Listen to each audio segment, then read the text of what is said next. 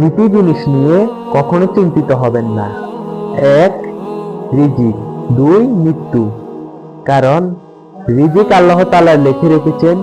আপনি ধনী হন বা গরিব হন, যত বড় লোকে হন, যত গরিবে হন, আল্লাহ তাআলা আপনার রিজিক যতটুকু লিখে রেখেছে আপনি ততটুকুই আহার করতে পারবেন, ততটুকুই আপনি রিজিক পাবেন। দ্বিতীয় হচ্ছে মৃত্যু। মৃত্যু এমন একটা জিনিস, যদি আপনি ধরেন 100 তলা উপর বিল্ডিং থেকে আপনি পড়ে গিয়েছেন, ওই সময় যদি আল্লাহ তাআলা আপনার মৃত্যু নির্ধারণ করে না রাখে, ইনশাআল্লাহ আপনি মৃত্যুবরণ করবেন না, এটা নিশ্চিত। তৃতীয়ত, আপনি যদি বিছানায় শুয়ে থাকেন, আপনি আরামের ঘুমো যান, ওই সময় যদি আপনার মৃত্যু নির্ধারণ করে থাকে, তাহলে ইনশাআল্লাহ আপনি ওই সময় মৃত্যুবরণ করবেন। কারণ মৃত্যু আল্লাহ তাআলা নির্ধারিত সময়ে মৃত্যুবরণ করবেন।